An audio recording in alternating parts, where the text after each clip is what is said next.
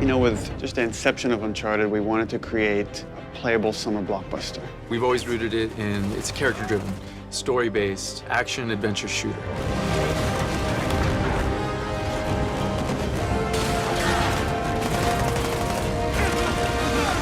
Underneath all of that, there's meaningful story moments, there's lovable characters. It's been a while. Too long, boyo. The heart is Nathan Drake and the cast of characters that surround him. This was somebody who was vulnerable. I remember the first time that we did a punching thing, and I said, hey, what if I hit him and it hurt? You know, I said, I've punched people, it hurts. So he was one of the first people who would hit and go, you know, and when he fell from a height, it knocked the wind out of him and he would struggle to get up. That's what Nate is at his core. He's just a normal guy trying to do the best he can, and he just keeps falling into these extraordinary circumstances and, you know, has to dig his way out of them. And everybody wants to be that guy. You want to be that adventurer that's digging up treasures that have been lost to history and time. You want to see what kind of problems he gets himself into and how they're going to get out of it. And you get to be part of that adventure, like, how am I going to get them out of that? With Uncharted 1, you know, that was our first game on the PlayStation 3. We moved away from Jak and Daxter. It was a brand new IP, and it felt like we really have something to prove here. It was like, create a character that moves believably, that has a realistic weight, but also is fluid and responsive. And that is just about the most difficult thing you can ask. Drake was kind of like, he was kind of a little newer to the game.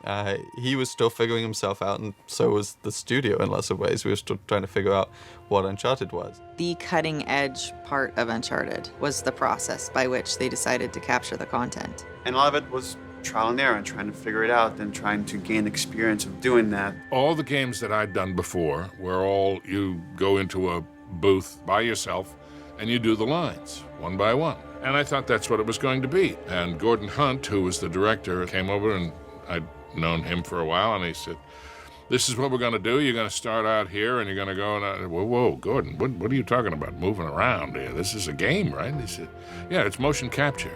And I went, motion what? And I think, you know, especially 10 years ago when this started, that was something that people never saw. And we had this idea of the game was going to be 3 pillars. It was going to be combat, traversal, and puzzles. And now it felt like with Uncharted 2, we really have something to prove. Let's tell a more complex story. Let's get deeper into who this character is. Let's show some of his flaws. Let's get into some of his vulnerabilities, his insecurities as a character. But at the same time, we wanted to up our set-piece game, and from a couple of pieces of core technology, mostly Drake's interaction with moving objects, that sort of spawned these big set pieces, like the train and the building that collapsed. But they weren't the focus. They weren't the core tenet. We didn't start saying, we're going to make amazing set pieces. We started saying, we're going to make core gameplay that's really, really solid to play.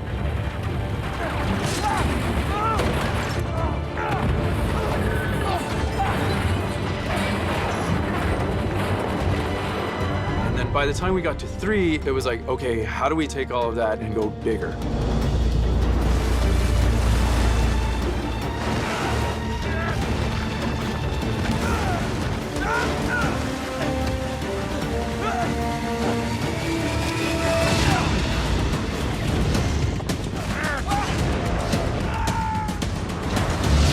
Last of Us to me was refreshing because you could get away from that spectacle. You could think more on like a very intimate character level and gain an experience with something that, again, as a team we were uncomfortable with. We've never done something like that before. We've never tackled a genre like that before. We tried to take those big over-the-top set pieces and we tried to couple them in with pivotal points in the story so that when a big event happens to our characters or the relationships with those characters, that we really wanted to play those out.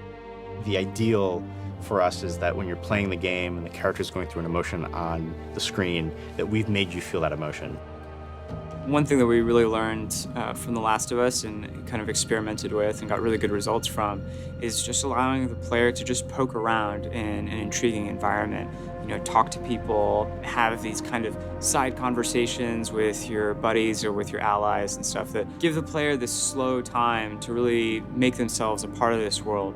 Hey, you like that? Huh? Nate, tower. If it's solid, come on, it's a lemur.